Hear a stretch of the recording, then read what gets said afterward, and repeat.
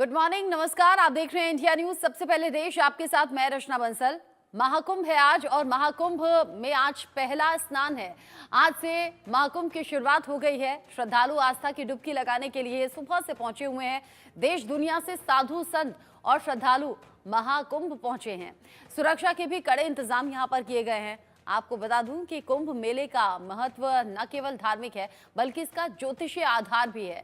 मान्यता है कि कुंभ के मेले में स्नान करने से पापों से मुक्ति मिल जाती है। महाकुंभ में शाही स्नान ब्रह्म मुहूर्त सुबह 5:27 से सुबह 6:21 तक रहेगा और अब सुबह संध्या मुहूर्त अब सुबह 5:54 से सुबह 7:15 तक रहेगा।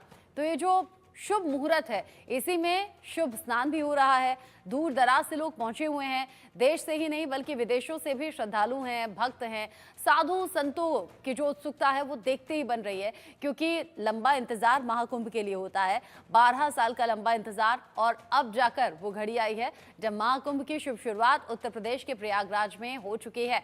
आज है पहला स्नान और आज की जो छठा है, जो दिव्यता है, वो देखते ही बन रही है। प्रयागराज से तमाम तस्वीरें ऐसी सामने आ रही है जो आप तक हम पहुंचाएंगे भी, दिखाएंगे भी। कैसे वहां अखाड़ों के जो अलग अलग शाही स्नान है वो तो है ही, फिर उसके बाद में आम लोग वहां पर पवित्र डुबकी लगा पाएंगे, आस्था की डुबकी लगा पाएंगे और एक एक तस्वीर बड़ी खास रहने वाली है। यूं तो सर्दियां पीक पर है, लेकिन कहते हैं ना कि उत्साह के आगे सब कुछ फीका पड़ गया है, आस्था के आगे सब कुछ फीका पड़ गया है। और अब आज है पहला शाही स्नान जिसकी तस्वीरें मिलनी शुरू हो गई हैं। And so forth, so yeah, but it's exciting. Yeah. Hare Rama, Hare Krishna.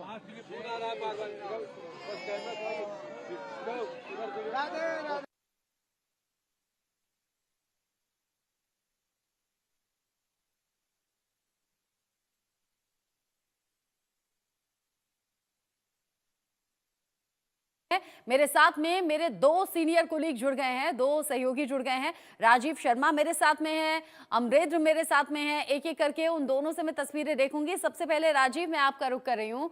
Mahakumbh में आप मौजूद हैं, सौभाग्यशाली हैं और आज है पहला स्नान।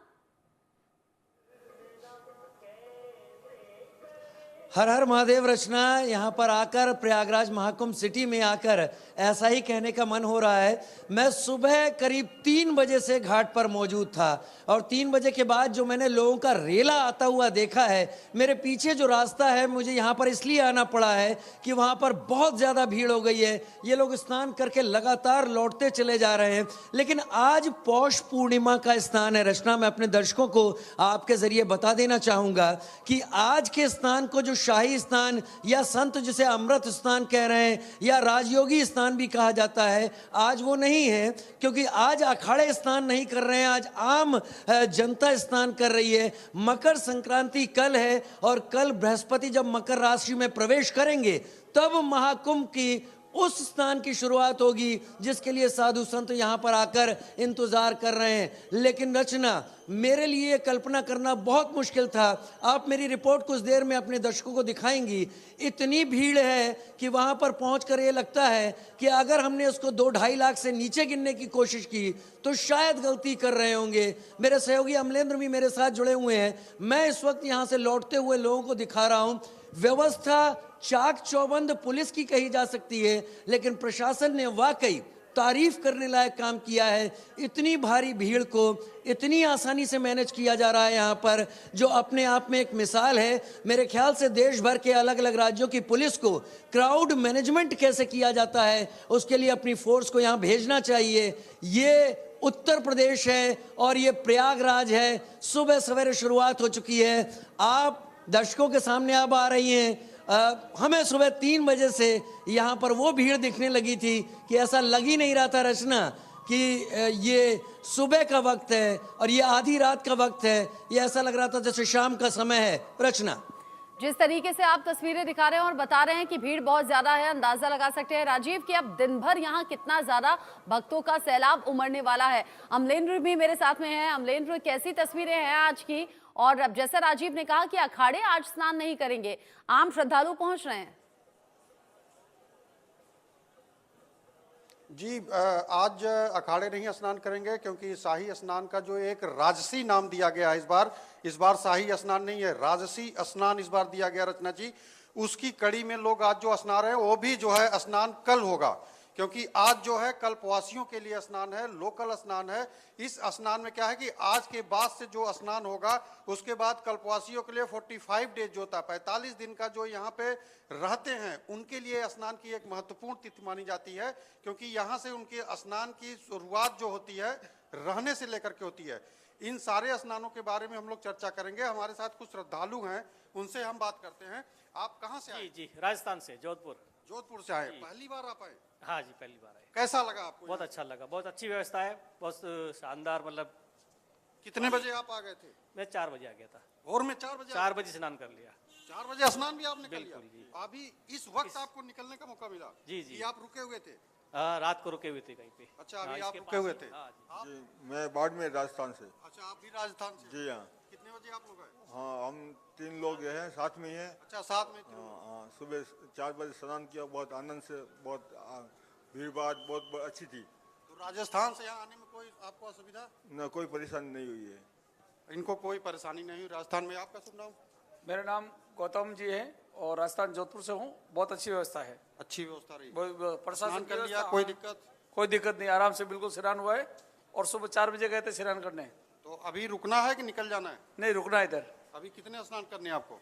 अभी 4-5 दिन और रुकेंगे, इधर ही स्नान करेंगे। अच्छा, रचना जी आप देख रही हैं कि मतलब लोग सुबह से आए हुए हैं और स्नान जो है इनकी स्नान की जो है रेला जो है लगा हुआ है।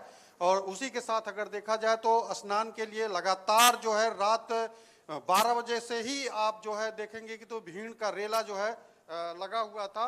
और उस रेले की कड़ी में लगातार मतलब कंडीशन ये रही है कि छोटे छोटे बच्चे, शाम में हम लोग देखे कि छोटे छोटे बच्चे जो 4 साल 3 साल 2 साल इस कंडीशन के जो बच्चे थे वो भी स्नान के लिए आए थे। और उनकी बात छोड़िए, मैंने गुजरात से लेके पंजाब से लेकर के अलग अलग जो है स्टेट के लोगों से भी बात की, वो लोग भी शाम में यहाँ आ गए थे। उनका ये मानना था कि हम कम से कम 4 दिन कुंभ में जो एक व्यवस्था है, कुंभ के रहने की व्यवस्था है, उसको भी वो लुत्फ उठाते हुए बोले कि मैं यहाँ रहूंगा।